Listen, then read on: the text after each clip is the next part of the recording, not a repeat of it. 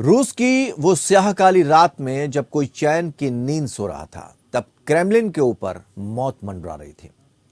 किसी को इस बात का अंदाजा नहीं था कि वो रात अचानक धमाकों से गूंज उठेगी।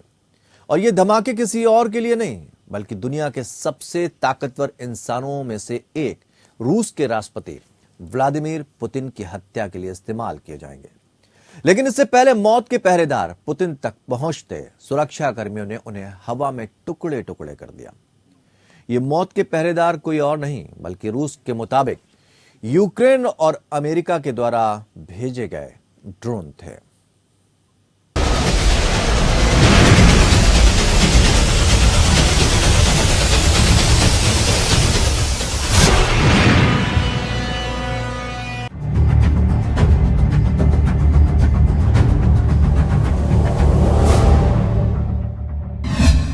रूस में क्रेमलिन पैलेस पर हमला। यूक्रेनी ड्रोन हमले की कोशिश नाकाम। रूस ने बताया आतंकी हरकत।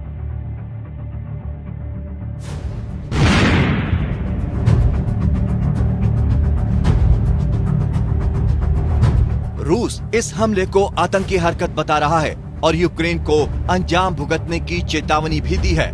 रूस ने कहा किसी भी हमले पर जवाबी कार्रवाई उसका अधिकार है। हालांकि यूक्रेन की ओर से इस हमले का खंडन किया गया है।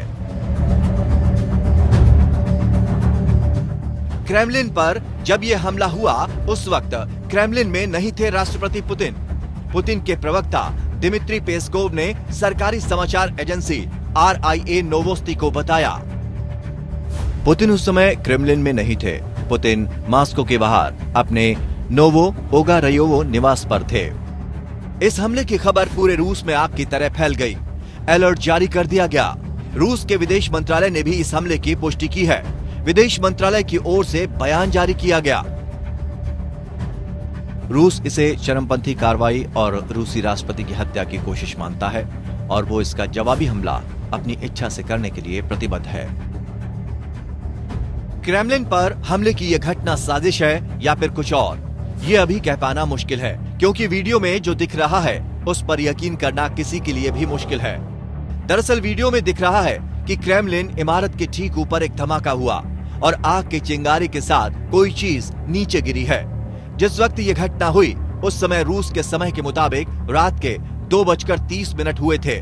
क्रेमलिन के आसपास जो अपार्टमेंट मौजूद थे वहां के लोगों ने इस धमाके को सुना।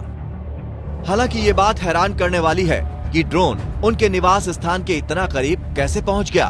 भारी सुरक्षा व्यवस्था, वो भी कई लेयर की सुरक्षा के बीच ड्रोन का इस तरह क्रेमलिन के करीब पहुंच जाना सुरक्षा के लिहाज से भी बड़ी चूक मानी जा रही है और यही बात किसी को हजम नहीं हो रही है। वहीं रूस का कहना है कि ड्रोन को बीच में ही मार गिराया गया। उसके कुछ हिस्से क्रेमलिन की इमारतों पर गिरे हैं, लेकिन इसमें कोई भी हताहत नहीं हुआ है। पुतिन भी पूरी तरह सुरक्षित है, क्योंकि पुतिन उस वक्त क्रेमलिन में नहीं थे। वहीं यूक्रेन ने ऐसे किसी भी हमले से इनकार किया है। यूक्रेन की ओर से जारी बयान में कहा गया है कि यूक्रेन इस हमले का खंडन करता है। ये जो कुछ भी हुआ वो 9 मई से पहले उकसाने की कोशिश है। जो कुछ भी मॉस्को में हुआ है वो 9 मई से पहले उकसाने की कोशिश है। 9 मई को रूस की विक्ट्री डे परेड होनी है, जिसमें कुछ विदेशी मेहमानों के आने की संभावना है। हालांकि इस हमले के बाद भी रूस की विक्ट्री परेड अपने निर्धारित समय पर कराए जाने की बात रूस ने कही है। उधर मॉस्को के मेयर की ओर से जारी बयान में कहा गया कि अब से शहर में ड्रोन उड़ाने पर बैन लगा दिया गया है। अब किसी को भी ड्रोन उड़ाने के लिए स्पेशल परमिट की जरूरत होगी। वहीं रूस के यूक्रेनी ड्रोन के हमले के दावों पर कई सवाल भी खड़े हो रहे हैं। सवाल नंबर 1, क्रेमलिन को इस घटना की सूचना मिलने में इतनी देर क्यों लगी? सवाल नंबर 2, इस घटना के वीडियो इतनी देर में क्यों सामने आए?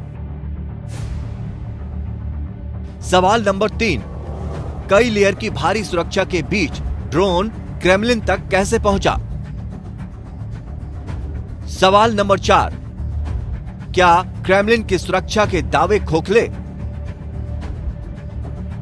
सवाल नंबर 5, क्या रूस ने हमले की झूठी खबर बनाई? सवाल नंबर 6, क्या यूक्रेन को 9 मई की परेड से पहले बदनाम करने की कोशिश? उधर यूक्रेन ने कहा है कि उसका क्रेमलिन में हुए ड्रोन अटैक से कोई ताल्लुक नहीं है।